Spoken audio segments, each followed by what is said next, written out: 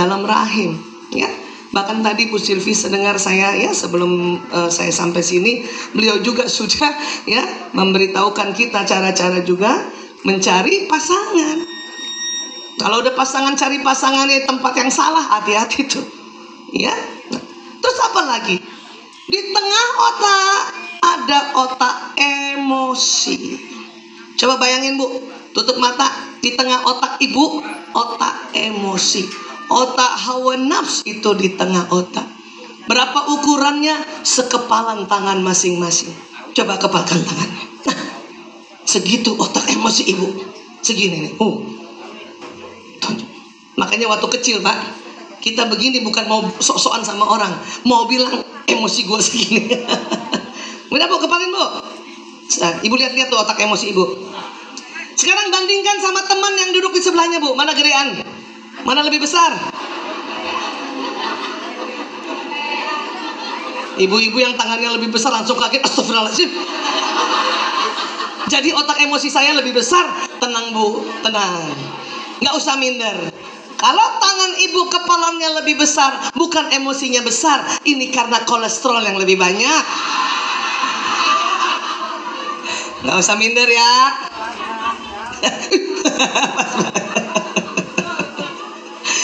Bu, ibu, Masya Allah.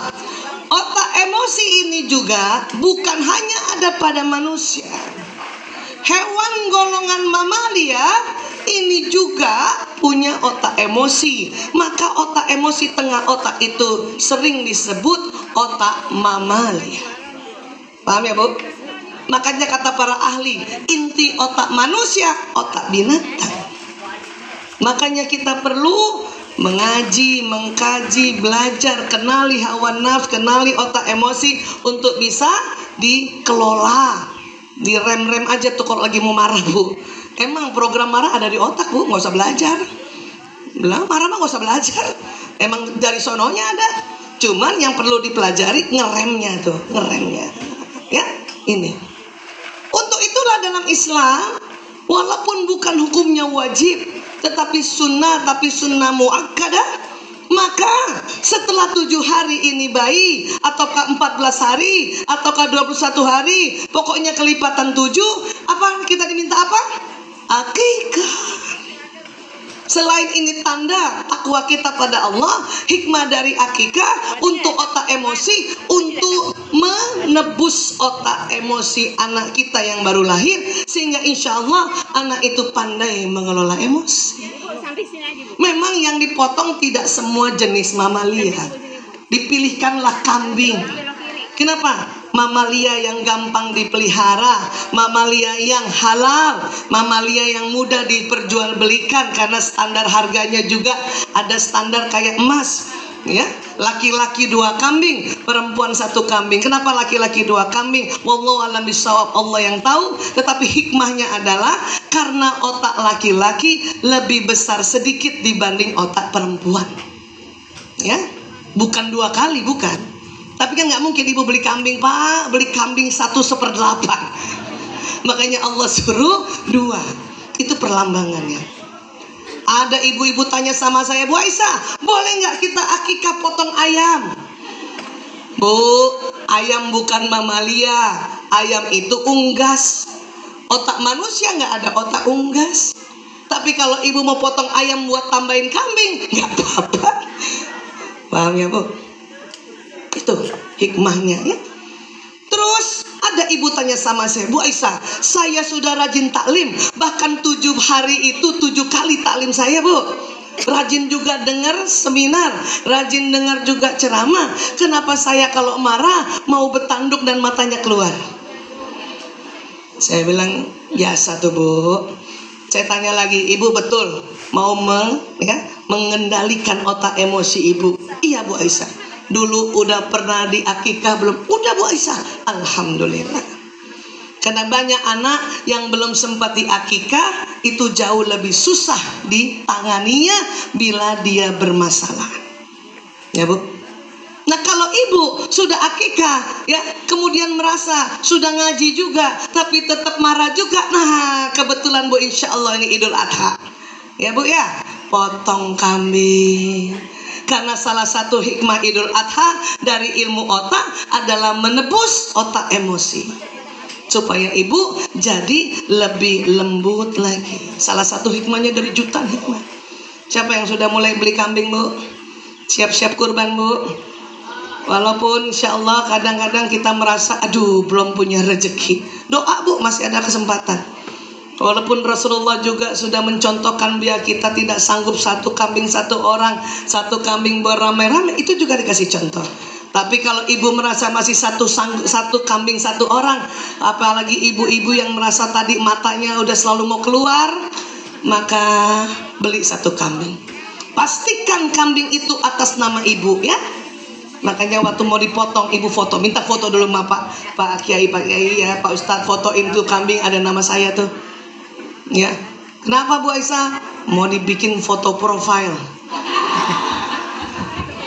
Jarang-jarang nama Aisyah binti Dahlan, mukanya kambing. Ibu gitu ya, Bu? Kalau enggak, Bu, Allahu Akbar, emosi kita gampang meledak-ledak. Itu salah satu hikmah, ya, salah satu hikmah. Di jutaan hikmah lainnya pada saat kita berkurban, khususon di Idul Adha, Masya Allah. Ya, Bu. Nih. Baik, apalagi Bu Aisyah? Tadi ya, luar biasa ya, dalam di rahim aja 10 bulan aja kita sudah harus jaga janin ini. Lahir sudah langsung disambut dengan lafaz azan dan qomat.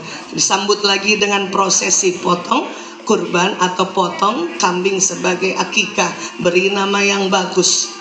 Paham ya, Bu? Berikutnya apa lagi? Hati-hati, Bu, di otak bayi ada namanya neuron cermin. Maksudnya apa, Bu Aisyah? Di otak bayi ada Allah kasih sekitar yang tadi 100 miliar, 30%-nya kalau bayi ini melihat sesuatu terekam kuat. Jadi bayi ini, Bu, kalau misalnya memang sekarang lagi era gadget, tapi kalau dari kecil, dari bayi dia lihat bapak ibunya main gadget terus, maka terekam di otaknya. Makanya ibu nanti susah ngatur anak ini. Ngerti ya, Bu? Harusnya anak bayi langsung diajarin dengan wajah kita, mimik kita, bahasa kita, ya. Kasih contoh misalnya, ya, baru bayi nih, bayi. Ibu mau perkenalkan nama ibu, ya. Nah, ini Umi, nah. Itu dilihat oleh mata bayi, didengar oleh telinganya, itu terekam di otaknya. Oh, ini Umiku. Nah, ini ibu, nah, namanya Aisyah, nah, Aisyah binti Dahlan, terekam di otaknya anak saya. Dan kalau mengajarkan bayi pakai bahasa ibu, karena kita orang Indonesia, pakai bahasa Indonesia yang baik dan benar. Ibu, jangan ya kita bilang ini ebu. Memang bayi akan ikut ebu karena giginya belum ada, lidahnya masih keluh, gusinya juga masih lemah. Ibu. Makan, mungkin bayi jawabnya emam.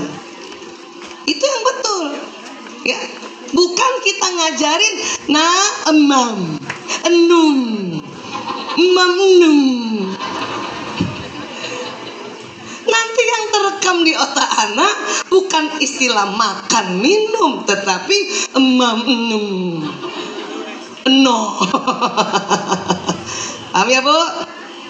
Allahu Akbar. Baik, sekarang bayi juga, anak-anak merekam juga pertengkaran ayah ibunya.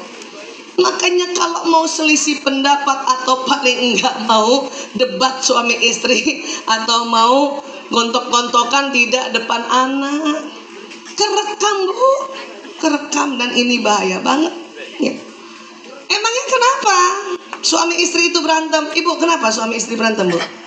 Karena beda, Bu, ya. Walaisa zakaru kal untha, tidak sama laki-laki dan perempuan, ya, nggak sama. Itu diteliti, makanya kenapa saya getol cerita tentang otak laki-laki dan perempuan beda. Apa bedanya, Bu Aisyah? Allahu Akbar. Mulai dari otak bicaranya saja laki-laki perempuan beda.